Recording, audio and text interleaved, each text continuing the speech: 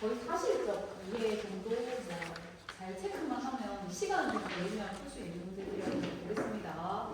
자, 연료전지는 연료의 화학 에너지를 전기 에너지로 직접 전환시켜주는 발전 장치로 열 비각과 달리 효율이 높고 소음, 진동, 배기가스의 문제점이 적다는 장점입니다. 그림 3은 가장 대표적인 연료전지인 수소연료전지의 원리를 나타내는 계략표이다. 이 장치는 기본적으로 산화극, 환원극, 전해질, 그리고 전기도선으로 구성되어 있다.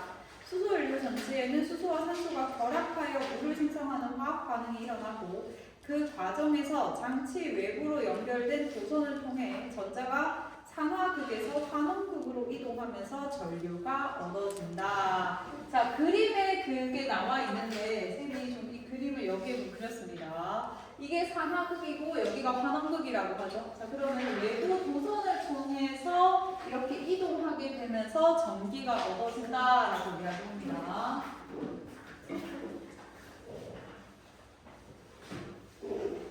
자, 이는 전기를 써서 물을 전기 분해하는 것과는 정반대의 반응이다. 산화극에서 수소 기체가 들어와 산화극을 구성하는 탄소 물질의 표면에 있는 촉매유음으로 수소 이온과 전자로 분해된다. 자, 여기 이 수소가 이렇게 들어오게 되면 여기에 있는 촉매 물질로 인해서 두 개가 분해된다고 하죠. 아마 이것과 이것으로 분해되는 것 같지. 수소 이온과 전자로 이렇게 분해된다라고 합니다. 자, 수소 이온은 산화극과 환원극 사이에 있는 전해질, 여기가 전해질이죠. 요 사이에 있는 전해질을 통해서 환원극으로 이동한다. 이게 수소 이온인데 분리된 수소 이온은 이렇게 이동을 하는데 전자 같은 경우에는 도선을 통해 환원극으로 이동한다라고 하니까 이렇게 도선을 통해서 외부로 환원극으로 이동한다라는 말입니다. 이때 전해질은 이온에 대해서는 전도성을 가지고 전자에 대해서는 전도성이 없다. 자, 그러니까 전해질이 이 수소 이온만 이동시키고 전자는 각각 외부 도선으로 이동하겠죠. 자, 산화극은 전기화학에서 산화 반응이 일어나는 전극을 지칭하며 연료인 수소가 반응하는 전극이므로 연료극이라고 부르기도 한다. 산화 반응이란 어떤 분자가 전자 혹은 수소 원자를 잃거나 산소 원자를 얻는 반응을 일컫는다. 따라서 수소 연료 전지에서 산화극 반응은 자 여기 산화극에 일어나는 반응 이거죠. 그냥 앞서 일어났던 거 이걸 그대로 쓴 거지.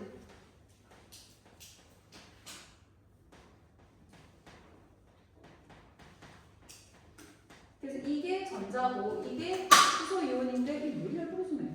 이온인데 얘는 전해질을 따라 이동하고 얘는 이렇게 바깥 도선을 따라 환원극으로 이동한다는 거죠. 환원극으로. 한편 환원극에서는 공기 중에 산소 기체가 반응에 참여한다. 자, 그래서 보면 이 환원극에 산소가 이렇게 투입되는 모습이 보입니다.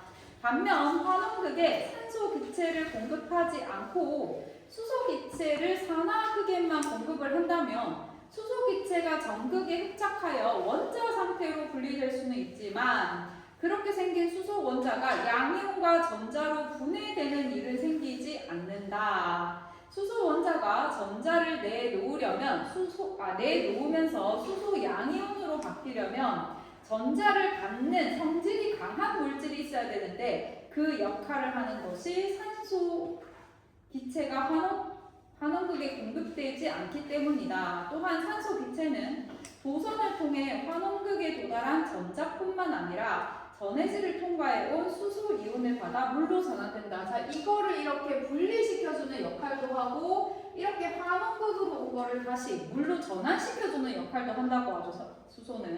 산소는. 즉 수소 연료 전지의 환원극에서 일어나는 반응은 자, 반응도 이렇게 적혀 있습니다.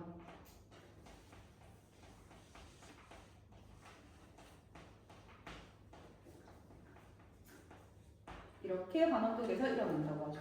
자, 결국 수소 연료 전지에서 일어나는 전체 반응은 수소 기체와 산소 기체가 반응하여 물이 생성되는 H2O가 만들어지는 반응을 이야기하는 거죠. 자, 이 반응의 역반응인 물의 전기 분해는 외부에서 전기 에너지를 가해 반응이 일어나지만 수소 연료 전지의 반응은 자발적 반응이며 모든 연료 전지의 반응 또한 자발적이다. 자, 여기에서 일어나는 이 반응 자체가 전부 다 자발적 반응으로 일어난다고 하는데 외부 전기 요인에 의해서 발생하는 게 아니고 저절로 일어나는 반응이라고 합니다. 그러면 왜 저절로 일어나느냐를 설명한 게 A 부분이죠. 그래서 A 부분에서 저절로 일어나는 요건에 대해서 쭉 설명하고 있습니다. 자, 그렇다면 수소 연료 전지의 전체 반응은 왜 자발적으로 일어나는 것일까? 어떤 반응이 자발적으로 일어나기 위해서는 반응이 일어난 후에 물질의 에너지가 반응 전 물질의 에너지보다 작아서 안정화 상태가 되어야 된다고 합니다. 자, 그러니까 반응 전 에너지가 있고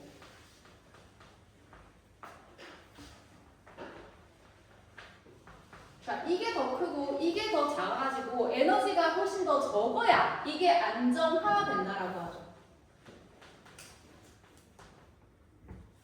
자, 이렇게 돼야 이 조건이 돼야 자동화가 일어난다고 합니다. 이게 자동화 조건이네.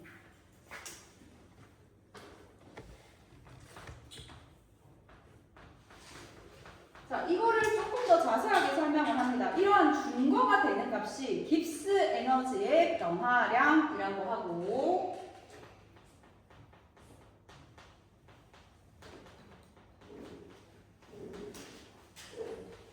그러면 이게 더 작아야 되는 거예요. 얘들아, 깁스 에너지 변화량은 전후를 비교했을 때 음수값을 떼야 되겠어요? 양수값을 떼야 되겠어? 음수값을 떼야 되겠죠. 더 작아야 자발적 반응이 계속 일어난다고 했으니까. 자, 이렇게 돼야만 자발적 반응이 일어납니다. 자, 깁스 에너지의 변화량을 출입한 반응열에서 깁스 에너지의 변화량은 자, 이거는 보니까 어떻게 구하냐면 출입한 반응열에서 엔트로피의 변화와 온도의 곱을 뺀 값이라고 합니다.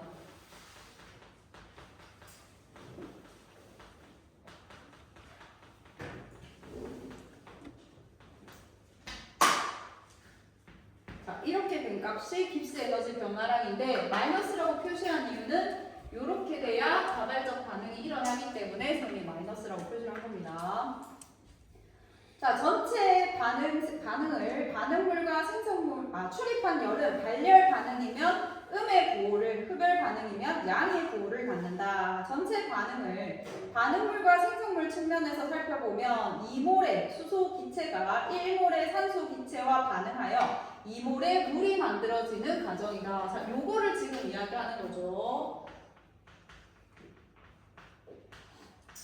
자, 2몰의 수소 기체와 1몰의 산소 기체가 반응해서 2몰의 물이라고 하는 액체가 만들어지는 과정이라고 합니다.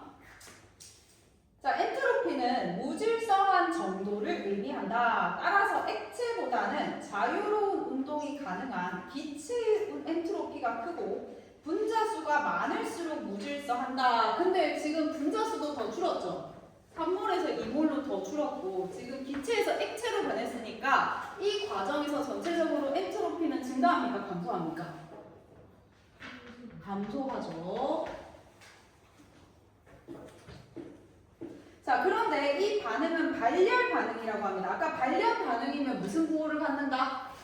네, 마이너스 음의 부호를 갖는다라고 했습니다. 엔트로피가 감소하니까 엔트로피 역시 무슨 부호를 갖는다? 음의 부호를 갖는다고 생각하면 됩니다. 그럼 얘들아, 이 반응에서 온도라고 하는 조건이 전체적으로 깁스 변화량이 마이너스 값, 줄어드는 값을 가져야 되는 거니까 이 특정 온도의 값은 어떻게 돼야 되겠어? 조건이. 이게 마이너스 값이니까 이게 양수 값이 될 수 있는 거잖아. 이게 커야 돼, 작아야 돼? 작아야 되겠죠? 이게 커버리면 이게 더 플러스 양수 값이 더 커지니까 이 전체 깁스 에너지 변화량이 플러스가 돼버리는 거잖아. 최소한 반응열보다는 더 작은 값을 가져야 되겠죠. 그래야 음수 값을 유지할 수가 있겠죠. 자, 그래서 거기 뭐라고 하냐면 자, 이 반응은 발열 반응, 앞에 게 마이너스 음수 값을 갖기 때문에 온도에 의해서 깁스 에너지 변화의 부호가 결정된다. 다시 말해서 온도 값이 올라가게 되면 특정 온도 이하가 되게 되면은 깁스 에너지 변화량이 양수값을 가지게 되고 이 특정 온도 이하가 되게 되면은 깁스 에너지 변화량도 음수값을 가져서 자발적 반응이 계속 일어난다는 겁니다. 즉, 이 반응은 특정 온도 이하에서 깁스 에너지 변화량이 음수가 되어서 항상 자발적으로 일어나며 연료 전지의 작동 온도 범위는 이러한 특정 온도 이하에 있다. 자, 이거를 잘 이해해야만 4번 문제를 풀 수가 있습니다. 그럼 바로 한번 4번을 보면, 저 4번에 선생님이 이렇게 적어놨는데, 자, 암모니아가 수소와 질소로 분해되는 반응을 생각해보자. 이 반응에서 2몰의 암모니아 기체가, 자, 기체가 3몰의 수소 기체와 그리고 1몰의 질소 기체가 된다. 자, 이 반응은 흡열 반응입니다. 자, 흡열 반응이면 얘들아 양수값이야, 음수값이야? 네, 양수값이죠. 자, 흡열 반응이면 엔트로피가 땡땡하는 반응이므로 땡땡 자발적으로 일어난다라고 합니다. 자발적으로 일어나는 조건을 좀 생각을 해봐야 되겠죠. 그리고 엔트로피의 변화는 정해져 있지, 얘들아. 자, 기체에서 기체지만 전체적으로 분자수가 증가했습니까? 감소했습니까? 증가했죠. 지금 2에서 3, 1이 됐으니까 엔트로피는 증가했잖아, 그지? 그럼 거기서 엔트로피가 증가하는 반응이기 때문에 온도가 어떻게 돼야 되겠습니까? 이 값이 더 커야 되겠죠. 음수값을 가지려면 특정 온도 그쵸, 이상에서 돼야만 노값이 커지니까 전체적으로 음의 부호를 갖게 되겠죠. 자, 이거 맞은 사람? 맞은 사람 있니?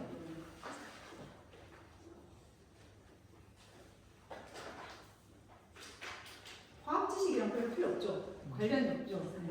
약간 비문학이나 그런 거. 그래서 여기서는 그 선생님 봤을 때 깁스 에너지 변화량이 음의 값을 가져서 그거를 좀 이해하는 게 좀 가장 포인트인 것 같고 그거를 잘 이해했으면 오히려 4번 문제는 더 쉽게 풀 수 있는 그런 문제입니다. 자, 계속 보겠습니다. 나의 연료 전지는 전해질의 종류에 따라서 염기성 또는 산성 연료 전지로 나뉘고 작동 온도에 따라 100도씨에서 작동하는 저온, 200도씨에서 작동하는 중온, 1000도씨 이상에서 작동하는 고온 연료 전지로 나뉜다. 일반적으로 연료 전지의 작동 온도는 전해질에 따라 결정된다. 가령 전해질로 고분자 물질을 사용하는 연료 전지인 경우 산성 물질이 사용되고 저온이어야 된다. 그래서 아까 여기 보면 뭐 이런 식으로 되겠죠. 저온, 중온, 고온이면 여기서 고분자.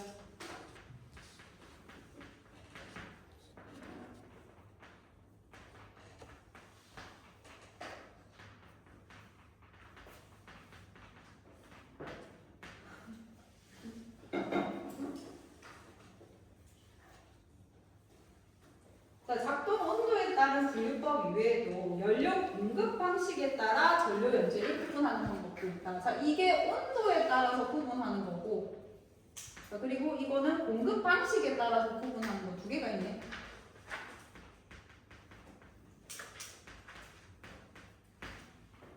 자, 직접 연료 전지란 탑재한 원료를 바로 산화극에 공급하여 연료 전지를 구동하는 연료 전지를 말한다. 수소를 탑재하여 이를 연료로 공급하여 연료 전지에 작동하는 방법도 있고 메탄올이나 에탄올과 같은 탄화수소를 연료로 산화극에 공급하는 경우도 이에 해당한다. 작동 온도는 저온이고 고분자 물질이 정해질로 쓰인다. 간접 연료 전지란 메탄올과 같은 연료를 탑재하고 메탄올을 수소로 전환하는 계질기를 통해서 수소를 얻고 이를 공급하여 작동하는 연료 전지를 일컫는다. 그래서 직접 공급과 간접 공급이 있는데 간접 공급은 보니까 계질기를 사용한다라고 하는 게 좀 차이가 있습니다.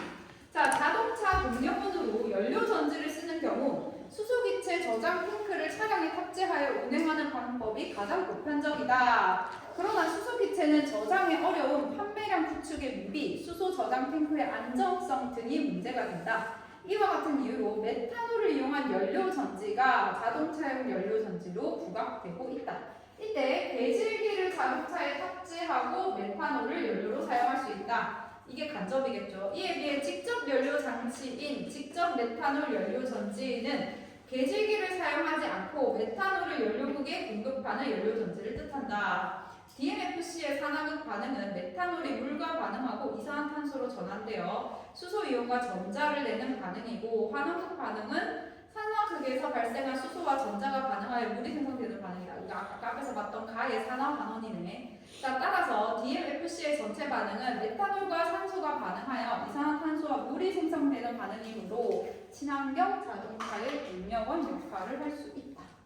자, 간화에 대한 설명으로 가장 적절한 거 3번이죠. 수소 연료 전지의 원리를 설명하고 있는 거고, 나는 수소 연료 장치의 분류를 두 가지를 가지고 온도와 공급 방식에 따라 설명하고 있습니다. 자, 이번 간화를 이해한 내용으로 가장 적절한 거, 수소 연료 전지에는 물의 전기 반응분해가 나타납니다. 반대지. 자, 수소 연료 전지의 전체 반응은 반응물과 생성물 측면에서 보면은 무질서 정도가 증가한다라고 되어 있는데 증가가 아니라 감소합니다. 메탄올은 배질기가 없어도 연료 전지의 원료로 쓰일 수 있다. 그렇죠? 메탄올은 배질기가 없어도 쓰일 수 있습니다. 수소 연료 전지에서 수소 이온과 전자 모두 환원극에서 산화극 방향으로 이동한다. 반대죠. 자, 수소 연료 전지에서 환원극에 공기를 제공하는 가 여부와 관계없이 수소 원자가 분해된다. 산소 기체가 공급되지 않으면 수소 기체가 이온과 전자로 분해 안 된다라고 앞에서 이야기했었습니다. 그러니까 나 같은 문제, 2번 같은 문제에서 학생들이 시간을 많이 보냈죠. 꼼꼼하게 읽어야 되는 부분이니까. 자, 기억 디귿에 대한 설명으로 적절하지 않은 것. 연료극에서 메탄올이 산화 반응을 일으키는 연료 장치 중에는 디귿에 속하는 것이 있다. 디귿이 뭐냐? 네, 직접 연료 전지인데 뭐 그러네요. 자, 탄화수소를 수소에 직접 전환하는 탑재된 장치를 사용하는 연료 전지는 직접 연료 전지에 해당된다. 거기 전환하는 탑재된 장치를 사용한다라는 건 배질기를 사용한다는 거죠. 답은 2번입니다. 자, 탑재된 수소를 연료로 공급하고 100도씨 이상 작동하는 거에는 너무게 속한다. 나머지 다 맞는 말이니까 한번 보겠습니다. 자, 마지막. 자, 신문기사에 대한 학생의 반응인데, 북중미의 땡땡국에서는 사탕수수로부터 에탄올을 저렴하게 얻고 있다. 땡땡국은 에탄올을 이용한 연료 전지 개발에 많은 투자를 하고 있다. 두 가지 종류의 연료 전지 시스템을 개발하고 있는데, 하나는 계질기를 이용해서 에탄올을 수소로 전환한 후 연료 전지에 공급하는 방식인 A 시스템. 그럼 얘들아, A는 직접이야, 간접이야? 간접이죠. 계질기를 쓴다고 했으니까 간접 연료 전지인 겁니다. 또 하나는 에탄올을 바로 공급해서 연료 전지에 부동하는 B 시스템. B가 직접 연료겠죠. B 시스템의 경우 한 전극에서 에탄올이 수소와 전자를 내는 반응이 일어나며 다른 극에서는 산소가 반응에 참여한다. 두 모두 고분자 물질이 사용된다. 자, A 시스템에서 에탄올에서 얻는 생성된 수소는 산화 반응에 참여하겠고, 그렇죠. B 시스템에서 에탄올의 반응은 산화극에서 일어나는 거 맞습니다. A와 B 시스템 모두 에탄올을 이용함으로 직접 연료 전지이다. 이건 틀렸고, A와 B 모두 고분자 물질인 전해질을 통해 전자가 이동하는 게 아니고, A 같은 경우 전해질이 외부 도선을 통해 이동하는 거죠.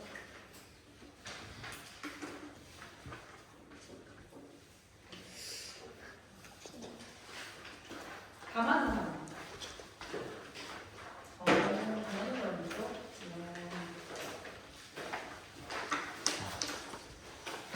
내가 봤을 때 그게 이제 제일 어려울 것 같은데.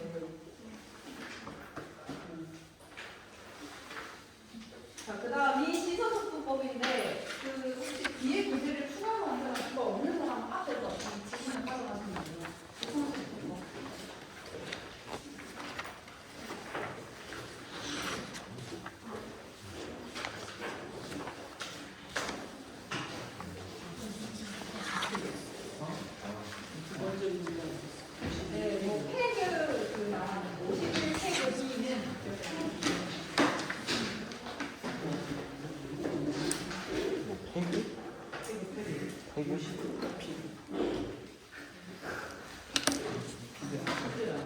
자, 비문은 마지막 질문입니다.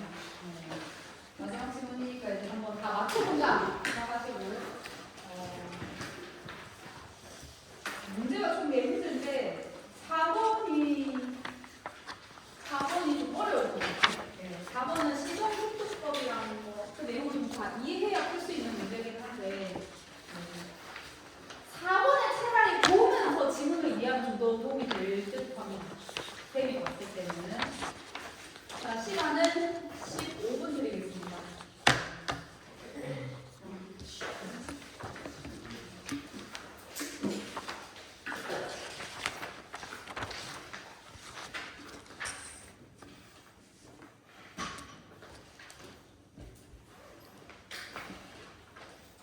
지금 끄나요? 뭐라?